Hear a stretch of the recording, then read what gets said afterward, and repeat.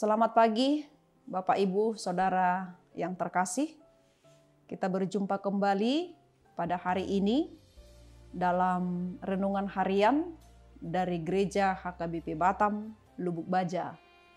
Sebelum kita mengawali dalam satu hari ini pekerjaan kita, mari berserah diri terlebih dahulu kepada Tuhan dalam ibadah kita pada saat ini.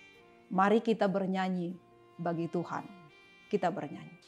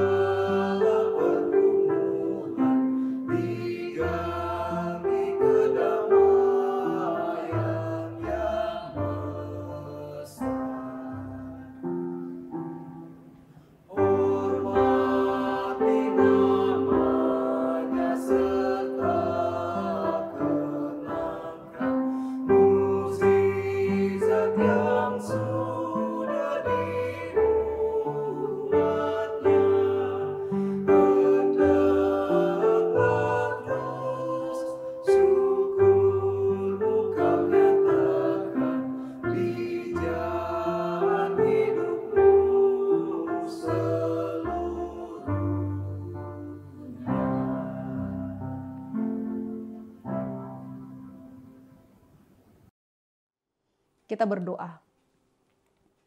Segala puji dan syukur kami persembahkan kepadamu Tuhan kami, atas kasih setiamu yang tak terhingga dalam kehidupan kami. Terlebih Tuhan, Engkau berikan yang berharga dalam kehidupan kami, yaitu keselamatan melalui pengorbanan anak-Mu Tuhan Yesus Kristus. Pada pagi hari ini Tuhan, kami mau berserah diri sebelum kami melakukan segala pekerjaan kami dalam satu hari ini. Kiranya Tuhan menyertai kami, memberikan kami kekuatan, dan membimbing kami dalam setiap apapun yang kami kerjakan, agar semua pekerjaan yang akan kami lakukan dalam satu hari ini boleh menjadi kemuliaan bagi nama Tuhan. Terima kasih Tuhan, terimalah doa kami. Di dalam nama anak-Mu Tuhan Yesus Kristus kami berdoa. Amin. Saudara yang terkasih, pada hari ini, Kamis 21 April tahun 2022, firman Tuhan untuk kita tertulis dalam kitab Yesaya, pasal 56 ayatnya yang ke-8, demikian dikatakan. Demikianlah firman Tuhan Allah yang menghimpun orang-orang Israel yang terbuang. Aku akan menghimpunkan orang kepadanya lagi sebagai tambahan kepada orang-orangnya yang telah terhimpun. Dalam bahasa Batak dikatakan, Odo hatani Tuhan Jehovah. Napapungu akanaung marserak sian Israel. Papungok kudope tu ibana halak na asing. Lobi sian akka naung pinapungu tu ibana. Demikian firman Tuhan.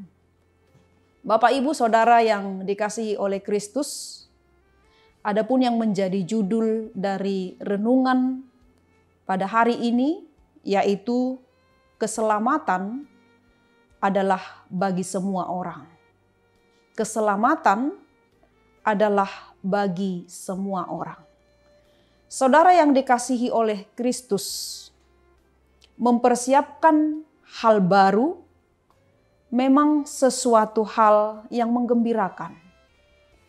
Misalnya ketika akan mempersiapkan pernikahan, kelahiran anak pertama, atau mempersiapkan akan memasuki rumah baru.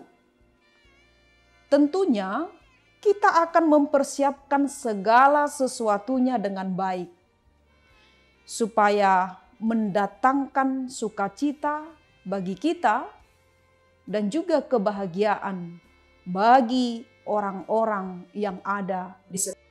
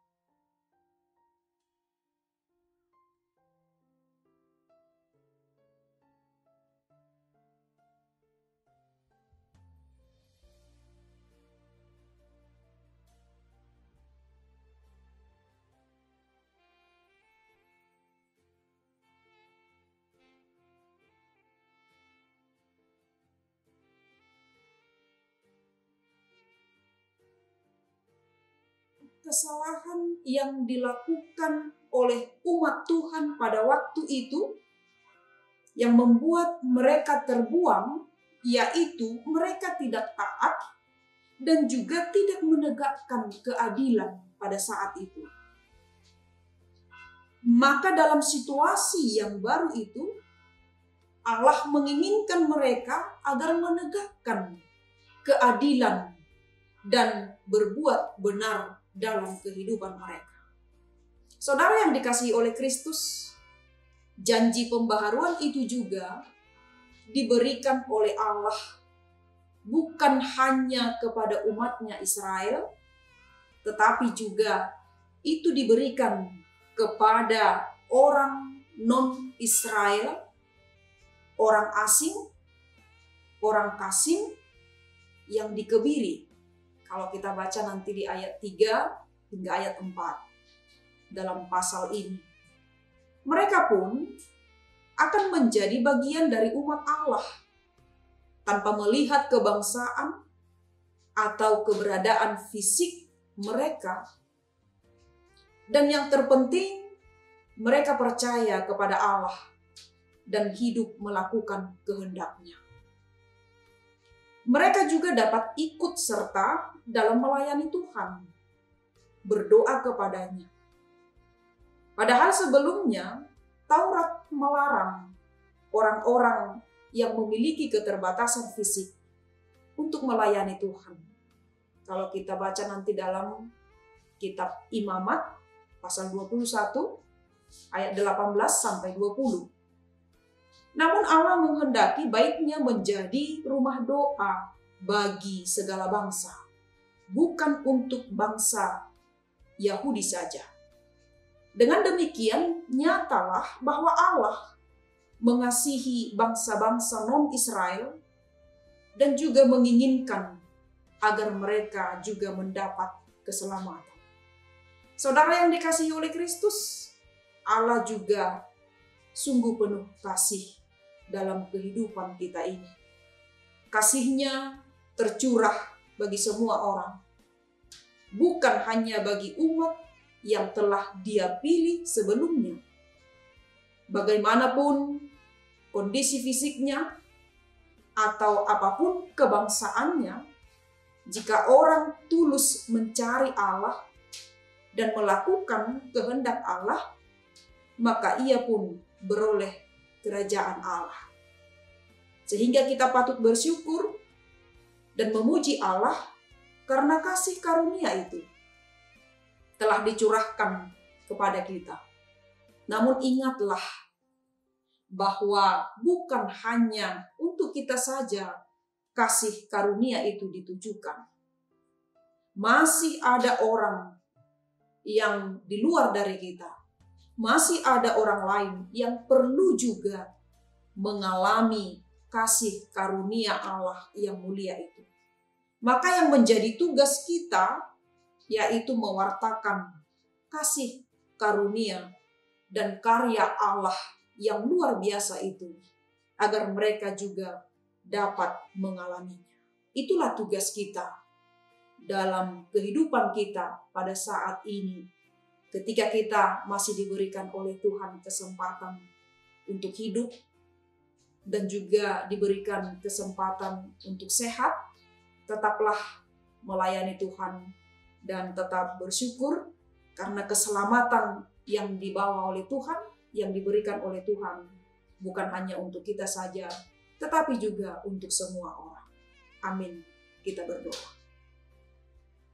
Kami kembali bersyukur kepadamu Tuhan Allah Bapa kami, atas firman-Mu pada saat ini yang memberitakan kepada kami bahwa keselamatan yang Tuhan bawa bukan hanya untuk kami saja, tetapi kepada semua orang, terlebih yang percaya kepada Tuhan, mereka akan mendapatkan keselamatan juga.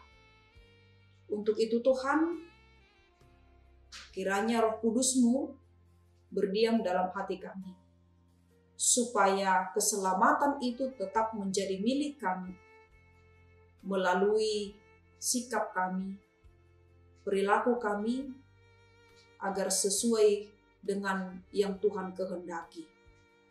Dan juga berikan kami kekuatan untuk mengabarkan sukacita ini kepada orang-orang yang belum percaya kepada Tuhan. Melalui tugas dan tanggung jawab ini, kiranya Tuhan menguatkan kami untuk melakukannya. Kami juga Tuhan berserah kepada tangan pengasihan-Mu atas setiap rencana dan juga atas setiap pergumulan apapun yang kami pikirkan. Kiranya Tuhan juga selalu ikut campur dalam kehidupan kami, agar hidup kami ini boleh bersukacita dan menjadi berkat bagi orang lain. Terima kasih Tuhan, berkati jemaat-Mu yang mendengarkan firman Tuhan pada saat ini. Kiranya firman-Mu boleh bertumbuh dan berakar dalam kehidupan mereka. Dan ampuni kami Tuhan atas segala dosa dan pelanggaran kami. Di dalam nama anak-Mu, Tuhan Yesus Kristus, kami berdoa dan mengucap syukur. Amin. Anugerah dari Tuhan kita Yesus Kristus, kasih setia dari Allah Bapa, serta persekutuan dari Roh Kudus, kiranya menyertai kita hari ini sampai selama-lamanya. Amin. Bapak, Ibu, Saudara yang dikasihi oleh Kristus, kami mengucapkan selamat beraktivitas pada satu hari ini dan tetap menjaga kondisi tubuh yang sehat supaya kita terhindar juga dari segala penyakit. Tuhan memberkati. Shalom.